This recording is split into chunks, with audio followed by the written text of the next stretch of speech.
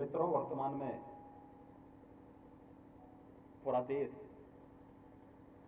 Corona महामारी में second wave को फेस कर रहा है। पूरे देश के अंदर आदरणीय प्रधानमंत्री जी के मार्गदर्शन और उनके नेतृत्व में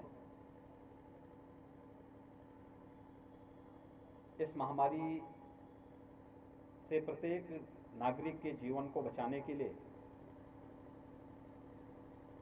एक बृहद अभियान पिछले एक वर्ष से ही प्रारंभ हुआ है। उत्तर प्रदेश देश के अंदर सबसे बड़ा राज्य होने के कारण उत्तर प्रदेश की इस पूरे अभियान में बड़ी जिम्मेदारी भी है। आदरणीय प्रधानमंत्री जी का मार्गदर्शन, भारत सरकार का सहयोग, प्रदेश सरकार अपने हेल्थ वर्कर्स, चिकित्सा विशेषज्ञ, कोरोना वॉरियर्स, अपने प्रशासनिक टीम, जनप्रतिनिधियों, इन सब के सहयोग से फर्स्ट वेव में उत्तर प्रदेश ने बेहतरीन प्रबंधन करके देश के सामने भी और दुनिया के सामने भी एक उदाहरण प्रस्तुत किया था। सेकेंड वेव ने अचानक पूरे देश और प्रदेश के सामने भी एक चुनौती प्रस्तुत की। वर्तमान में हम इस सेकेंड वेव को फेस कर रहे हैं। स्थिति वर्तमान में नियंत्रण में है। पिछले 10 दिनों के अंदर उत्तर प्रदेश के अंदर कोरोना के एक्टिव केस 85,000 कम हुए हैं। यानी हमारे पास सेकेंड वेव में 30 अप्रैल को सर्वाधिक एक्टिव केस थे 3,10,000 और आज जो सुबह के आंकड़े हमारे सामने हैं वह हैं 2,25,000 एक्टिव केस वर्तमान में उत्तर प्रदेश के अंदर हैं। यह एक अर्ली एंड एग्रेसिव जो कैंपेन प्रदेश के अंदर चल रहा है, हर एक वर्ग का जो योगदान इसमें है उसका परिणाम है।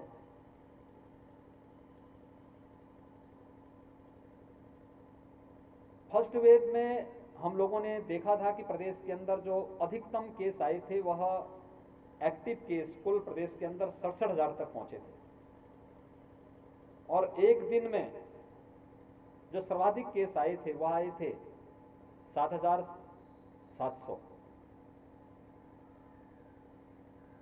सेकेंड वेव में जो पीक पहुंचा था वह 30 अप्रैल था, उसमें 3,10,000 एक्टिव केस आए थे। आप अनुमान कर लीजिए 67,000 से कई गुना ज्यादा 3,10,000 तक पहुंची संख्या। और एक दिन में जो सर्वाधिक केस आए थे वह आए थे 24 अप्रैल को, यह संख्या थी 38,055 की। आज 38,000 से घटते घटते ये संख्या आज जो प्रदेश के अंदर जो सबसे यानी कोविड पॉजिटिव के जो केस आए हैं पूरे प्रदेश के अंदर वह 21,000 आए हैं। यानी 38,000 से घटते घटते हम 21,000 पर पहुंचे हैं। मैं आज अयोध्या मंडल की भी समीक्षा बैठक के लिए यहां पर आया था, जिसमें अयोध्या जनपद के हमारे जनप्रतिनिधि और यहाँ के प्रशासनिक और स्वास्थ्य विभाग के अधिकारी, पुलिस के अधिकारी यहाँ पर थे। बाकी अन्य जनपदों से वर्चुअली मैं जुड़ा था। शासन ने जो एक रणनीति बनाई है उस रणनीति के तहत हर एक जनपद अपने स्तर पर प्रयास कर रहा है, जनप्रतिनिधिगण अपने स्तर पर सहयोग कर रहे हैं। जो विशेषज्ञों ने एक आशंका व्यक्त की थी कि 5 से 10 मई के बीच में उत्तर प्रदेश के अंदर 1 लाख कोरोना पॉजिटिव प्रतिदिन आएंगे, प्रदेश के इस कोविड प्रबंधन ने उन सभी आशंकाओं को निर्मूल साबित किया है। दूसरा, प्रदेश वर्तमान में पूरे एग्रेसिव कैंपेन के साथ इस कार्यक्रम को आगे बढ़ा रही है। प्रथम वेव में हम लोगों को ऑक्सीजन की आवश्यकता नहीं पड़ी थी। हर एक जनपद में कहीं एयर सेपरेटर यूनिट थे, कहीं पर लोग एलएमओ से स्वयं ही मेडिकल कॉलेज या हॉस्पिटल के अपने एग्रीमेंट थे, वे स्वयं ही उनकी ऑक्सीजन आती थी। सरकार को, केंद्र और प्रदेश सरकारों को इसमें किसी भी प्रकार के सहयोग की आवश्यकता उन्हें नहीं महसूस होती थी। प्रदेश की अपनी जो खपत थी वो लगभग 300 मीट्रिक टन के आसपास थी, उसके अंतर्गत लोगों का काम चल लेता था। लेकिन सेकेंड वेव ने हमारे सामने एक नई चुनौती प्रस्तुत की, ऑक्सीजन की अचानक डिमांड बढ़ गई। अयोध्या भी हम लोगों को ऑक्सीजन भेजना पड़ रहा है, अयोध्या से आसपास के जनपदों को जा रहा है।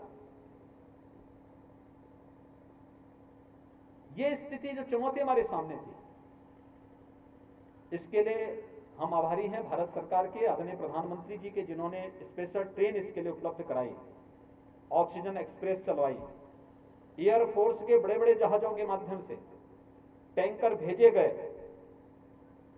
कल हम लोगों ने 1000 मीट्रिक टन से अधिक की ऑक्सीजन की आपूर्ति प्रदेश के अंदर करवाई है।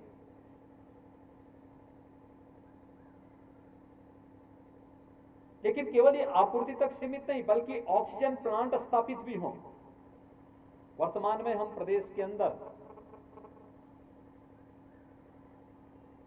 300 ऑक्सीजन प्लांट स्थापित करने की कार्रवाई को आगे बढ़ा रहे हैं। अकेले इस मंडल में 18 ऑक्सीजन प्लांट लगाने की कार्रवाई चल रही है, जिनमें से 6 लग चुके हैं, शेष की प्रक्रिया आगे बढ़ाई जा चुकी है। इसमें पीएम केयर फंड से, सीएम केयर फंड से,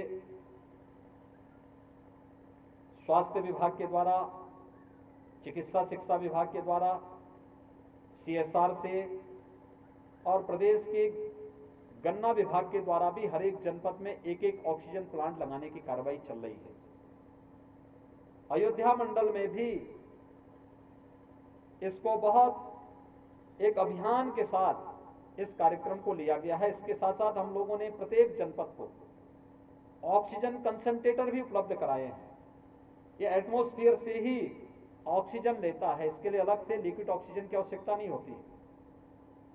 हर एक जनपद को उसकी आवश्यकता के अनुरूप पहले चरण में उपलब्ध कराए गए हैं और भी उपलब्ध कराने की कार्रवाई हो रही है। लेकिन एक चुनौती थी, उसको भी यहां पर उस रूप में प्रस्तुत करने का प्रयास किया गया।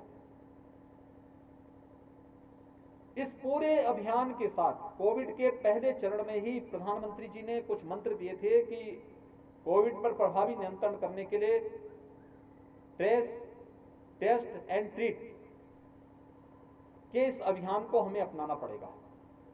कॉन्टैक्ट ट्रेसिंग को बढ़ावा देना, हर कॉन्टैक्ट ट्रेसिंग के 100% टेस्टिंग करना और फिर उनको उसके हिसाब से उपचार की सुविधा उपलब्ध कराना। बहुत सारे लोग हैं जो होम आइसोलेशन में, जिन्हें उपचार उपलब्ध कराया जा रहा है, उनका होम आइसोलेशन में मेडिकल किट उन्हें समय पर उपलब्ध हो जाए। जिन्हें ऑक्सीजन की आवश्यकता पड़ती है उन्हें आइसोलेशन के ऑक्सीजन युक्त बेड्स उपलब्ध करवाना।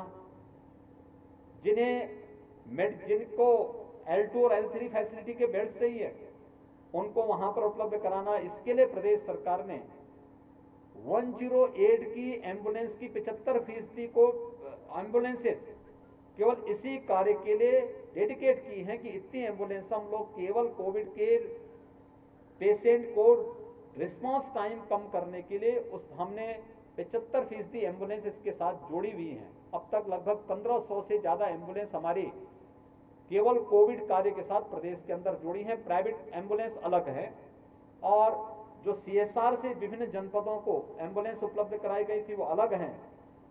350 ELS advance life support ambulance भी इसके साथ जोड़ी गई है। तो लगभग 2000 के आसपास एम्बुलेंसेस पूरे प्रदेश के अंदर कोविड कार्य के साथ जोड़ी गई हैं, जिससे रिस्पांस टाइम को कम किया जा सके। एम्बुलेंस के साथ साथ एक आशंका और व्यक्त की जा रही थी कि पंचायत चुनाव के बाद गांव में स्थिति विस्फोटक होगी। हमारा पंचायत चुनाव 29 मई को संपन्न हुआ। 2 और 3 मई को मतगणना के कार्यक्रम संपन्न होने के बाद हम लोगों ने 5 मई से एक अभियान प्रारंभ किया है। निगरानी समितियों को गांव-गांव में भेजना, उनके द्वारा जो चिन्हित और यानी लक्षण युक्त और संदिग्ध जो भी ऐसे मामले दिखे जाएंगे उन सबको एंटीजन टेस्ट आरआरटी के द्वारा कराना। आरआरटी की संख्या बढ़ाई गई है। एक अभियान के रूप में इसे लेने का प्रयास किया गया है और उस अभियान के बहुत अच्छे परिणाम भी सामने आते हुए दिखाई दे रहे हैं। यह अभियान 1 सप्ताह तक चलेगा और इस 1 सप्ताह के कार्यक्रम में हम लोग प्रदेश के सभी 97,000 राजस्व गांवों को इसके साथ जोड़ रहे हैं। ये अभियान शहरी क्षेत्रों में जो सामान्य टेस्टिंग होती थी वो तो नियमित रूप से चलती रहेगी, लेकिन इन कार्यक्रमों को भी हम लोगों ने इसके साथ जोड़ने का कार्य किया है और ये अभियान उसी का हिस्सा है। उसको हम लोग तेजी के साथ आगे बढ़ाने का कार्य कर रहे हैं। ये प्रदेश के अंदर यह अभियान निगरानी समिति और आरआरटी के द्वारा स्क्रीनिंग करना, ऐसे लोगों को ट्रेस करना, फिर उनको मेडिकल किट उपलब्ध कराना, उनकी टेस्टिंग कराना, फिर क्वारंटीन सेंटर में उनकी व्यवस्था उपलब्ध कराना और ICCC के माध्यम से उन्हें टेली कंसल्टेशन की सुविधा उपलब्ध कराना। ये सभी कार्य एक दूसरे के साथ जुड़े हुए हैं, जिससे एक एक व्यक्ति का जीवन अमूल्य है और उन्हें सुरक्षित करने की दिशा में एक अभियान के रूप में हम इस कार्यक्रम को आगे बढ़ा सकें। भारत सरकार की मदद से हम अपने उन वैज्ञानिकों का अभिनंदन करना चाहेंगे जिन्होंने देश को 2 स्वदेशी वैक्सीन दी। उत्तर प्रदेश में हम लोग वर्तमान में आज के दिन पर 1,40,00,000 से अधिक लोगों को 45 से ऊपर आयु वर्ग के लोगों को हम वैक्सीन उपलब्ध करा चुके हैं और ये एक संख्या है। प्रदेश के अंदर लगभग 4500 ऐसे केंद्र हैं जहां पर हम लोग 45 उम्र की सीमा पार करने वाले लोगों को, उन सभी लोगों को वैक्सीन उपलब्ध करवा रहे हैं। 1 मई से 18 साल से ऊपर के युवाओं को भी हम लोगों ने वैक्सीन देना प्रारंभ किया है। पहले चरण में हम लोगों ने 7 जनपद लिए थे जहां पर सर्वाधिक एक्टिव केस थे और आज से अयोध्या समेत प्रदेश के 18 जनपद इसके 18+ के वैक्सीनेशन के अभियान के साथ जोड़े गए हैं, जिनमें वैक्सीनेशन का कार्यक्रम तेजी के साथ आज प्रारंभ हुआ है। 200 से अधिक केंद्रों में 18 से ज्यादा उम्र के लोगों को भी वैक्सीन देने का काम किया गया है। यह वैक्सीन एक सुरक्षा कवच है कोरोना महामारी से बचने के लिए और इस वैक्सीनेशन के कार्यक्रम को युद्ध स्तर पर बढ़ाने, यानी पहले चरण में हमने 18+ के लिए 7 जनपद लिए, दूसरे चरण में 18 जनपद लिए और तीसरे चरण में हम लोग प्रदेश के सभी 75 जनपदों में 18+ को वैक्सीन के साथ जोड़ने की कार्रवाई करेंगे। इसमें ऑनलाइन रजिस्ट्रेशन है, ऑन स्पॉट नहीं, क्योंकि वैक्सीन कीमती है और इस वैक्सीन का वेस्टेज न हो, इसको रोकने का पूरा प्रबंध है। मेरी आप सबके माध्यम से अपील होगी कि जनता जनार्दन से, आम नागरिकों से कि केंद्र और प्रदेश सरकार हर संभव प्रयास कर रही है। ये महामारी है, हम इसे हल्केपन से न लें। सरकार के द्वारा जो भी नियम बनाए गए हैं और जो भी सुविधाएं दी गई हैं, जनता को बचाने के लिए, उनके जीवन के अमूल्य, यानी उनके जीवन को अमूल्य मानते हुए सरकार ने सभी अभियान प्रारंभ किए हैं, इन कार्यक्रमों को आगे बढ़ाया है। और मेरी अपील होगी, एक हाई रिस्क कैटेगरी से जुड़े हुए जितने भी लोग हैं वे घर से बाहर अनावश्यक न निकलें। दूसरा, जितने भी लोग ऐसे हैं जो शेष अन्य लोग हैं, अनावश्यक बाहर न जाएं और अगर बाहर किसी आवश्यक कार्य से जाना ही है तो कोविड-19 के प्रोटोकॉल का पालन करते हुए मास्क को लगाना, 2 गज की दूरी का पालन करना, किसी चीज को छू रहे सैनिटाइजर से हाथ साफ करना, इस कार्यक्रम के साथ, अगर इस अभियान के साथ वे लोग करेंगे। दूसरा, बीमारी को छुपाना सबसे अच्छा माध्यम है कि हम सबसे पहला तो कार्य करें कि अगर बचाव का, लेकिन फिर भी अगर बीमारी आए तो छुपाना की आवश्यकता नहीं, तत्काल जिला प्रशासन के साथ, शासन के द्वारा जो जारी हेल्पलाइन है इसके साथ संवाद बना करके अपना टेस्ट जरूर कराएं और टेस्ट कराने के बाद उन्हें चिकित्सक जो भी राय दें होम आइसोलेशन के लिए या L2 L3 की कोविड हॉस्पिटल में एडमिट करने के लिए तत्काल उसे मानते हुए उनके अनुसार वे अगर उस सभी नियमों को मानेंगे तो प्रत्येक नागरिक के जीवन को बचाने में मदद मिल सकती है।